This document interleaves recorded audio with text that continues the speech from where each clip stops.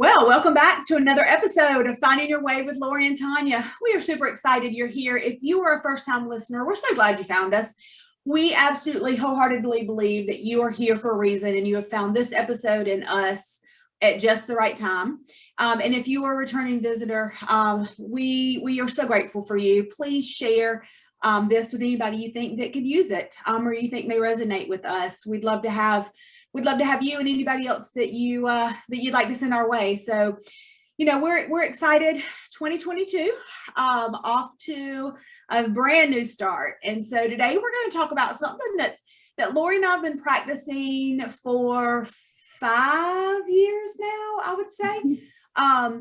That really in the beginning, I kind of, at least for me, kind of thought, yeah, whatever, like, okay, I can pick something. So we're going to talk about your word of the year. And it means a little more to me now than I think it did when we started this, Lori. Yeah, so I think we've originally heard about this through John Gordon, who's written all the positive books, and he does a lot of coaching with celebrities and sports people across the country. And he always does this choose your word of the year at the very beginning of each year. And like you said, at the beginning, it was like sort of the trendy thing to do, I guess. And so we would do that just to choose it. And we actually have a really good friend that does graphic design, and she do like a cute little design for our word of the year and that kind of thing. So it was always fun. Like, it was something fun to do. But I agree, as we have continued to do this and really, I think it's taken the time to really think about what it signifies for us. And if we're truly trying to create something new in our life coming in the new year, you got a fresh start, you got a clean slate kind of thing. So what do we want our focus, our theme, our what do we want our life to revolve around and be in this new year? And so if you think about it that way, it really is a little deeper than it's just a trend and everybody's doing it and choosing one. So I'd say over the years, as we've chosen our words, it's become more meaningful as we've thought about it a little bit differently. And it almost creates that set point, right? So get off track during the year and you can come back to that focus. But wait, I set this intention. It's almost like an intention for the year that I want my life to really, like in the past, one of my words has been nurture. Like, I was not taking care of myself. And so I felt like the word of the year that year really would help me to refocus back on taking care of myself, like to really nurture my soul and my body and my mind. And so it really is that set point to just sort of bring you back and bring your focus back to what you choose and what you say you want, right? Absolutely. And, I will say that again, the beginning, I kind of felt like I jumped on the bus with everybody else. Right. I just picked a word because it was fun, and it was fun to have something cute to post on social media. And, and although the word meant something, don't get me wrong, I don't think I spent enough time understanding why I was really doing it, and what it could mean and how to use it. Right. And I think that usage point is really where we want to talk about, and what has been our experience with that and what we continue to hope to do and grow with that. And I'll say, when I do pick a word, I was famous for writing it in a journal, write it, here or there. But I will say the last 2 years and this year and the year before, so 2021 and now 2022, one of the things I've done is I've posted it a lot of places in my home. My work computer, I've posted it on my mirror in my bathroom. I've got it written in the front of every journal. I actually kind of write it when I journal every day.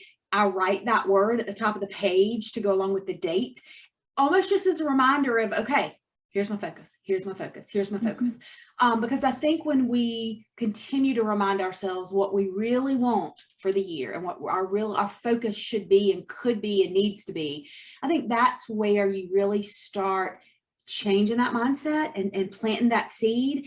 And that seed's what grows throughout the year. And I think for me, visually seeing it is a big deal. Yeah, and I've tricked myself in some ways, like using it as part of a password. So, you do your password every day. So it not being the only thing in my password, but something to just bring me back to that word. And then another thing over this last year. So last year, my word was essence.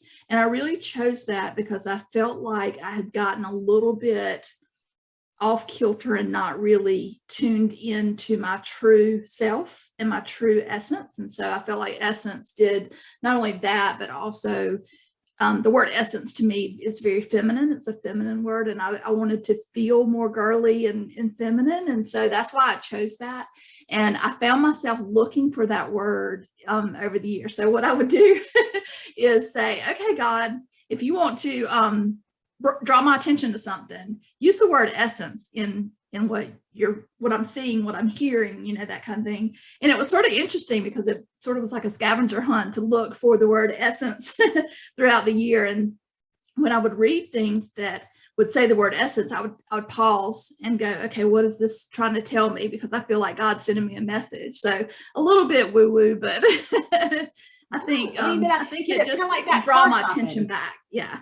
Yes, that's what I was saying. It's kind of like car shopping. When you identify a car you want, you start seeing that car everywhere. It's kind of the same thing. I think once you put your focus on something, it starts coming in different ways. And gosh, what a great way to really ask God or the universe to show you a sign that you're on the right path or that you need to pay attention.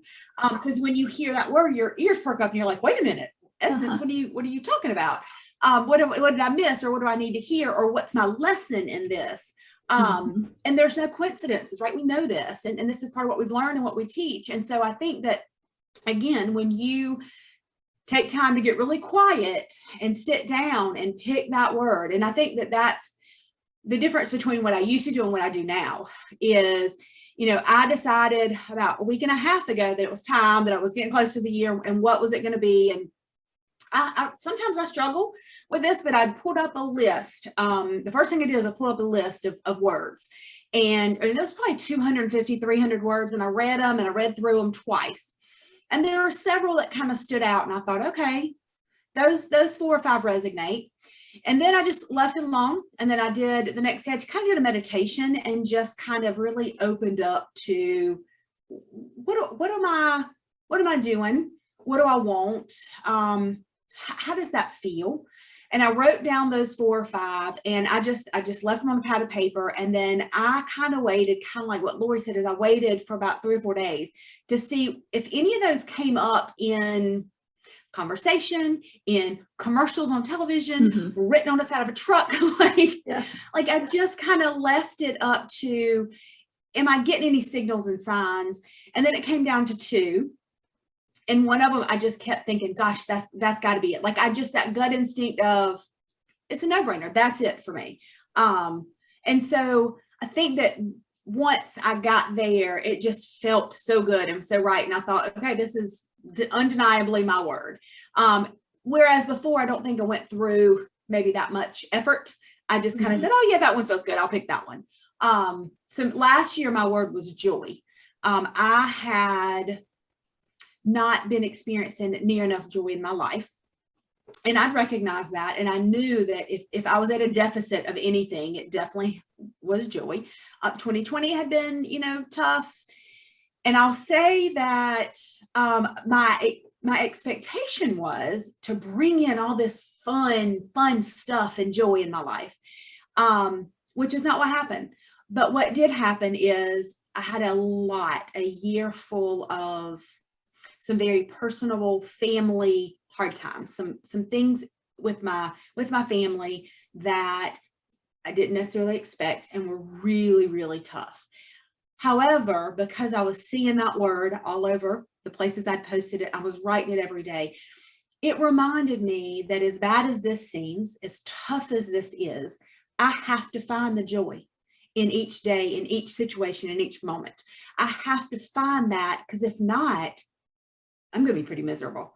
And so I think, as much as I created that word for one thought, one reason, God had a totally different idea for that word for me. And had I not chosen that, I think that I'd have struggled a lot more in 2021 than I really did. I think using that word as a consistent comeback. Okay, but what's the joy in this situation? Where can I find this piece of joy? Was probably a savior for me.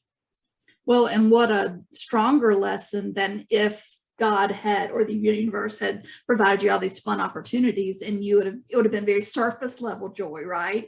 It would have been like in your mind, it was like, I want more fun and recreation and all these kind of things. But had that been how it was served to you, the lesson wouldn't have been as deep and long lasting, because you can do all those things, but still not truly be able to find joy in moments and in hardships and that kind of thing. And maybe that was why your gut kept telling you to go back to that word, even though your mind was saying it's because I want more fun and laughter and all this kind of stuff. But God knew what he was doing, right? It's like, no, I'm gonna plant this word joy in her heart, and over the next year, I'm gonna give her a lesson and a test to see if she can find it, even when it's challenging to do so. And that's a lesson you don't forget very Absolutely. easily. Yeah. Well, and I'll say I had Lori and I necklaces made with our word for the year last year. And so there was just a lot of parts and pieces to that was a constant reminder, and I needed it so badly. I didn't know I was going to need it. And so when I chose the word this year, it was really more of a process, because I thought, okay, there's something to this. And this is probably, I'm excited about this year and this word, which we'll get to in a minute, but I'll say, if you haven't tried this, we encourage you to do so, but to maybe put some more thought into it than maybe what we did in the beginning, but to really get still and quiet. And it's almost three parts. It's like that first part where you're choosing it and you're really getting clear, and almost that gut instinct that you feel something when you think about the word that you're choosing. So that's one part of it. And then as you go through the year where that you've already chosen your word and you're looking for signs of how that shows up in your life, and that's fun. That's fun to do. And then it's retrospectively, then at the end of the year, being able to look back and go, oh yeah, like I see where by choosing that word, because words have power, it created some focus. Like, for instance, Tonya and I laugh all the time that we have a lot of masculine energy. Like, we're very go-getter-ish. We work really hard, very goal-oriented and that kind of thing, which is typically masculine type energy. And so for me to choose the word essence and really identify that word with femininity and more womanly type stuff and nurturing and that cozy feeling, right? Like I had moments where I'd say I had signs to stop burning the candle at both ends, sort of stop pushing so much, which is sort of that masculine energy. And I was given opportunities to see over the last year that you can relax into some things and allow things and receive things, which is more of that feminine energy. And so that ties back to that word essence, because for me personally, that's sort of what essence is that essence of girliness and femininity. All right. So what's your word for this year? So this year, I had been thinking about, like you said, what's my theme of the next year? What's my focus going to be? What's something that I feel like I haven't mastered? I think when you were talking about the word joy, you were looking at what do I have a deficit in that I want to bring into my life over the next year? And so that's sort of how I looked at mine. And so I got real still and thought, I think the thing that keeps coming up, whether it's relationships, work, health, all different areas of my life, is not trusting myself, like questioning myself and my own decisions, and seeking outsiders' approval, or trying to get other people's opinions about what I should or should not do or think or feel. And so I've got to start trusting my own intuition, my own self. And so to do that, I've got to be confident that what I know is right for me. And so my word of 2022 is confidence. And that's for all areas. When I sit down and do my visioning for the year and come up with these big goals and big dreams, a lot of times I question myself as to whether I can achieve them or not. And so this year we got to throw that in the trash can. So if I'm truly being confident, and I'm confident that my dreams would not be put on my heart if I couldn't achieve them, that we don't have a God that does that. My God would not put a dream in my heart that I was not able to achieve. And so, I've got to be confident that that I want something for a reason, that desire is there for a reason, and that it is because that I can accomplish it. And so confidence it is. So we'll see how that transpires this year, but just being more sound and believing that what I know to be true is true for me. Well, and I love that one. And of course, Lori and I've already talked and shared these, but so for me, mine, it kept coming back and it kept being everywhere. But it's the word believe. For me, Lori and I sat down with some goals, and like, if you've heard our goal setting in our last, we did a workshop just, last week with a bunch of people and talked about like setting goals, and we sat down and set some major goals, personal goals and together goals for 2022. And so for me, I have to truly, in my heart of hearts, believe I can make those happen. And I got to believe in myself. I got to believe in the actions that I take. I have to believe in divine intervention. I have to believe in gut instincts. There are so many things that in order to get there, it's not about just saying, okay, here's what I want to do and here's the steps I want to take, but it's really got to be believing I can do it and I can have it. And when I say big goals, I mean, I've got some hefty goals in every area. In relationships, I got to believe that the people I'm trying to manifest into my life, I'm trying to attract and bring in, exist. Because when you start checking boxes on the people you're trying to manifest, I got a list. And so I got to believe that group of people or that person exists. I got to believe that the financial number that I want to get to this year is doable. It's a hefty number. It's not a number I've ever seen before. It's not a number that 5 years ago would ever have been in my forethought of writing down. Yeah. And now I have it as a goal. So I have to truly believe that it is doable. So I think for me, it's taking a breath, and every time I feel like, God, can I do this? I got to believe in myself. I got to believe in the process. I got to believe in the people around me. I got to believe in the dream. And so I've just started being able to dream. The last few years, I never dreamed before. And so I got to just continue to believe that those can come true. So 2022 is believe for me. Yeah, it's so interesting that our words are we did them separately. We didn't know what each other were choosing or anything like that. But when we did our goal setting and sat down, this is the first year you and I have both been pretty much aligned in the areas we felt like we needed a little boost in, and the areas we felt like we were doing pretty well in. This is the first time in the 5-6 years we've been doing this that we're in alignment with that. So I have a feeling 2022 is going to be pretty awesome and pretty much like beyond our imagination, because when we get in alignment, we are so powerful together. And, even if you don't have a Tonya like I do, you can do that for yourself, right? You can do all the things, go back and listen to our podcast, and we give you the steps, step by step. And I think one of the things you were saying around believing, and mine was with confidence, to have confidence in those steps, to really believe that those steps work, because we have seen them work. We wouldn't be on our podcast telling other people about it if we had not seen it work in our own lives. And so you too can be confident and believe in yourself and do all this kind of thing by going back and listening to the steps that we're talking about. But one of those being to choose a word for the year for 2022. So hopefully this is good. Quiet. Yeah. Yes.